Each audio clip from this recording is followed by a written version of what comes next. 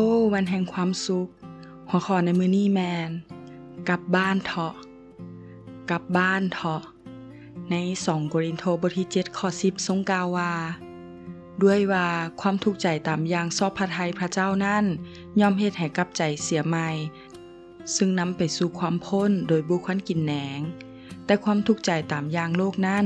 ย่อมนำไปถึงความตายมีคนหนึ่งได้ระบายกับขาน้อยว่ารู้สึกละอายใจและบ่กล้าสู้หน้า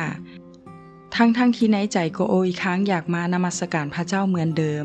แต่เมื่อเบิ่งการกระทำของตนเองแล้วยิ่งตอกย้ำว่าบ่สมควรกลับมามันเป็นคือกับว่ามีบางอย่างมาดึงไว้ขาน้อยสู่แห่งนั้นบ่ไหวบ่ฮู้ว่าจะเฮ็ดอย่างใดขาน้อยเคยได้รับสัมผัสมาแล้วและเห็นการอัศจรรย์มาจากพระเจ้าแต่ตอนนี้ขาน้อยกับเฮ็ดโตบ่ดีหลายกว่าเก่าบ่กล้าสู้หน้าอาจารย์ช่วยบอกขาน้อยได้ว่าจะเฮ็ดแบบใดและขาน้อยบ่กล้าไปสู้หน้าคนอื่นบ่อยากร้องไห้มันบ่แม่นตัวตนของขาน้อยแต่เป็นหยังขาน้อยจึงร้องไห้ทุกครั้งที่สำนึกผิดขาน้อยบ่อยากเฮ็ดผิดอีกแล้วช่วยขาน้อยด้วยขาน้อยดีใจและนับถือความกล้าของเราที่กล้าเปิดเผยและยอมรับถึงความผิดพลาดของตนเอง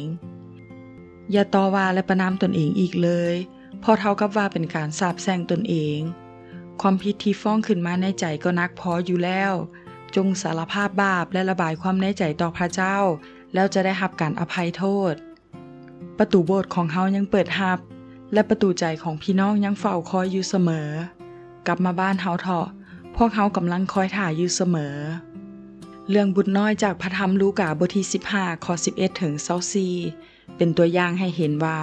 ชีวิตของเฮาก็บ่แตกต่างกันเลยที่ใช้ชีวิตตามเนื้อหนังผ่านทรัพย์จนหมดเกลี้ยงและกินอยู่อย่างฟุ้งเฟือยจนบ่เหลืออันใดแต่ดีที่ยังมีจิตสำนึกที่ฮู้โตจึงลุกขึ้นกลับไปหาพ่อลูกผิดต่อสวรรค์และผิดต่อพ่อด้วยบ่สมควรที่จะได้ชื่อว่าเป็นลูกของพ่ออีกต่อไป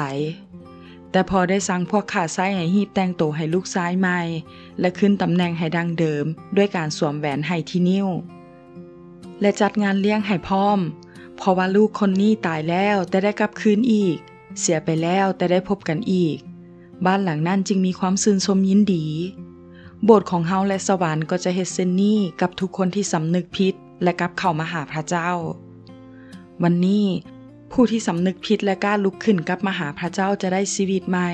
เพราะความเสียใจตามพระประสงค์ของพระเจ้าจะเฮ็ดให้เกิดการกลับใจที่นำไปสู่ความพ้นแต่ความเสียใจแบบโลกย่อมนำไปสู่ความตายความเสียใจในทางของพระเจ้าจะนำไปสู่การเอาจริงเอาจังที่อยากขนขวายพิสูจน์ตนเองอีกครั้งจงลุกขึ้นกลับมาหาพระเจ้าเถาะขอพระเจ้าอวยพร